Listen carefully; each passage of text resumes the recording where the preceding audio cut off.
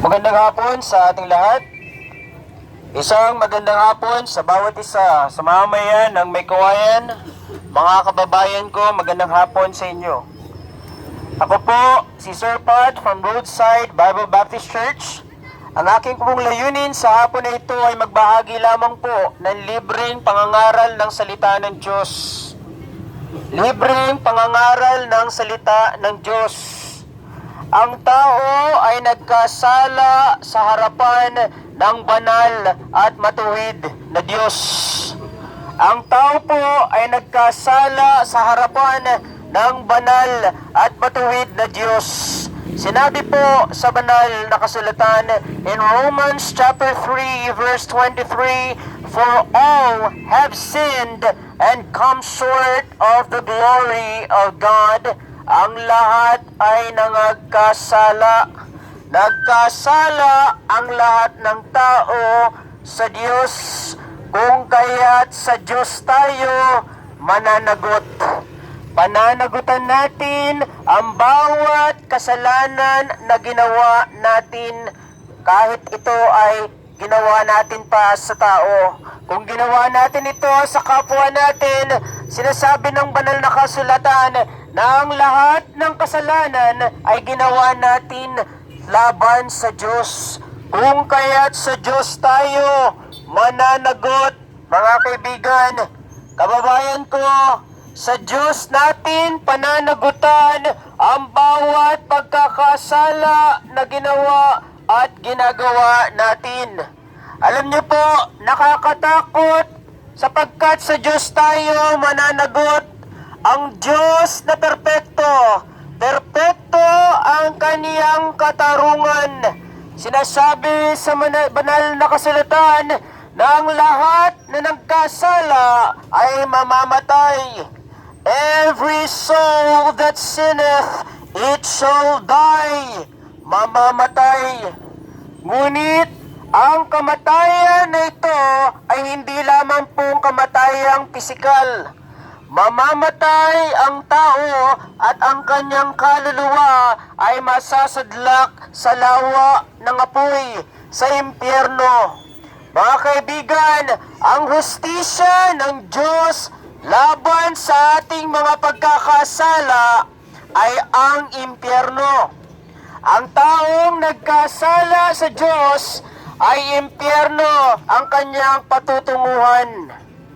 Hindi mo kailangang pumatay ng tao para sabihing nagkasala ka sa Diyos.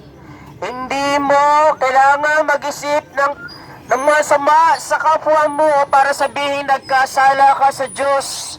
Enough na yung sinasabi ng banal na kasulatan na ang lahat ay nangagkasala.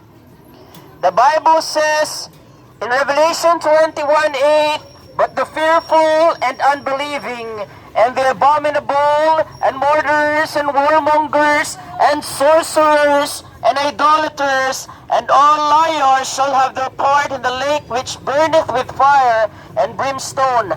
Ang lahat ay sinungaling, kung kaya't ang lahat ay mananagot sa Diyos. Ang lahat ay pupunta ng impyerno sapagkat ang lahat ay nagkasala. Sino sa atin dito ang hindi nagsisinungaling?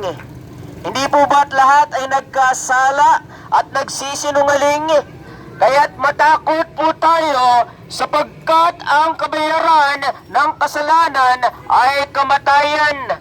Walang mabuting balita sa mga taong nangagkasala sapagkat ang masamang balita ay mananagot tayo sa Diyos.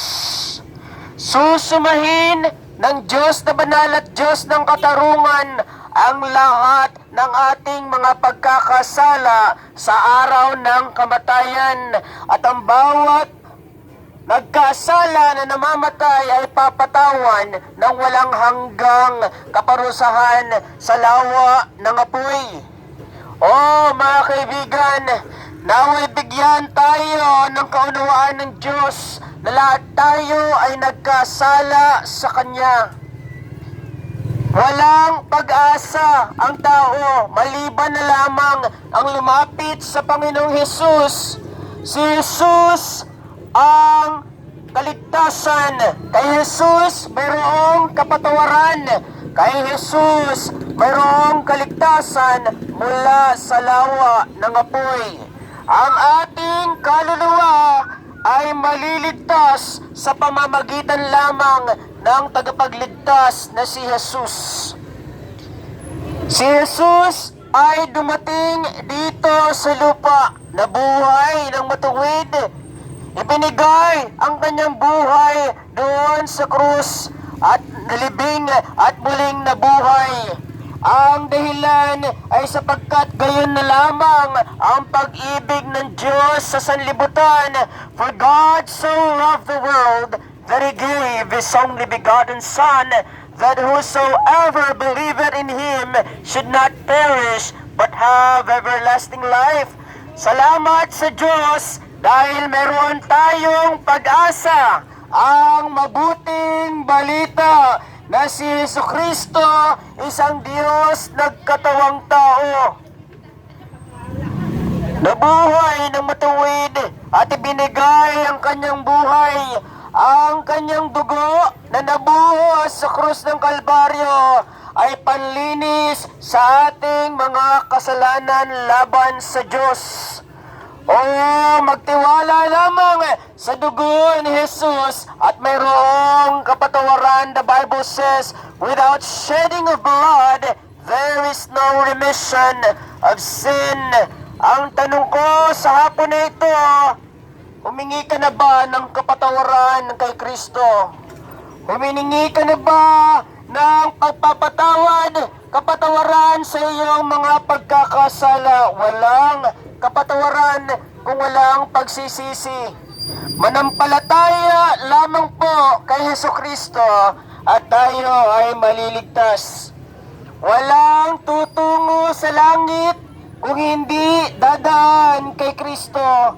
The Bible says in John 14:6, sinabi ni Jesus sa kanya, ako ang daan, ako ang katotohanan at ang buhay. Walang sinumang tao ang makakapunta sa Ama kundi sa pamamagitan ko. Walang kaligtasan kundi sa pamamagitan lamang ni Jesus. Hindi maliligtas ang tao sa pamamagitan ng paglapit kay Maria. Hindi maliligtas ang tao sa pamamagitan ng pagbabayad sa pari. Hindi maliligtas ang tao sa dami ng paulit-ulit mo na panalangin. Ang kaligtasan lamang ay sa pamamagitan ng tinapos na gawa ni Jesucristo sa krus ng Kalbaryo. Yun lamang po ang kaligtasan, ang pagsisisi sa mga kasalanan at pagkilala kay Jesucristo bilang ayong tagapagligtas. Neither is there salvation in any other, for there is none other name given among men whereby we must be saved, but only in the person and work of our Lord Jesus Christ. Tumawag po tayo sa pangalan ni Jesus at tayo ay maliligtas. Maliligtas saan? Mula sa kasalanan, mula sa galit ng banal na Diyos laban sa ating mga kasalanan at mula sa lawa ng apoy.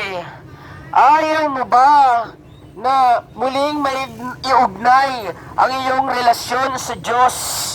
Dahil sa pagkakasala natin, tayo ay nahiwalay sa tunay na Diyos.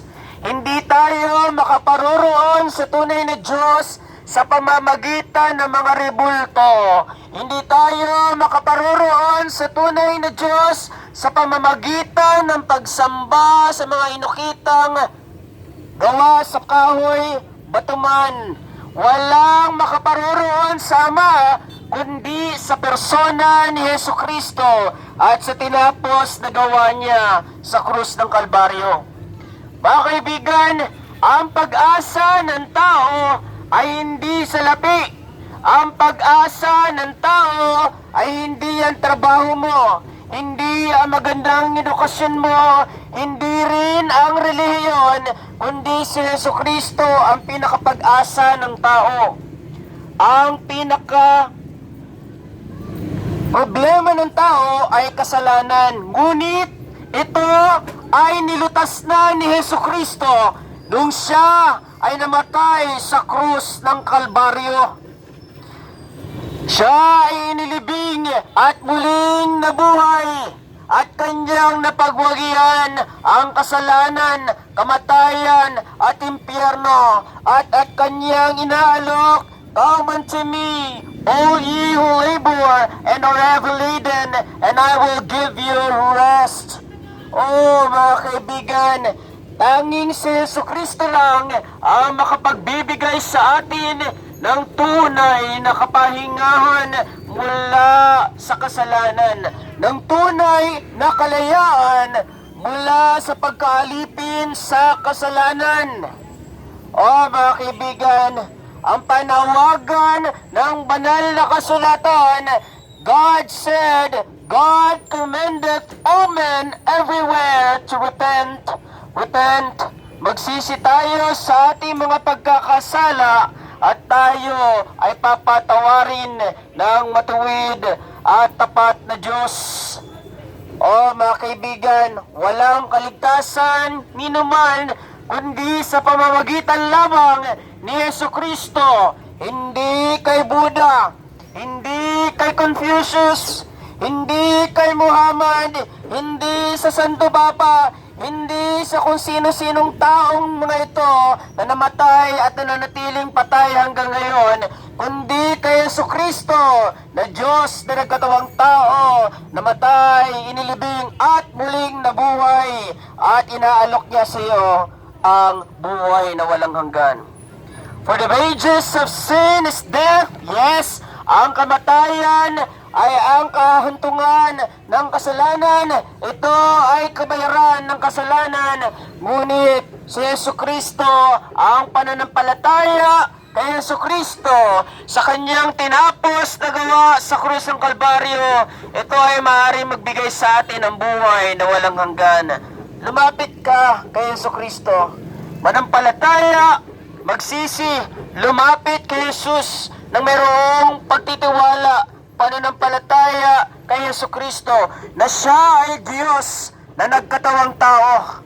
Diyos na ibinigay ang kanyang buhay upang magkaroon ka ng kapatawaran sa iyong mga pagkakasala at bigyan ka ng buhay na walang hanggan kung ikaw lamang ay magtitiwala sa Kanya.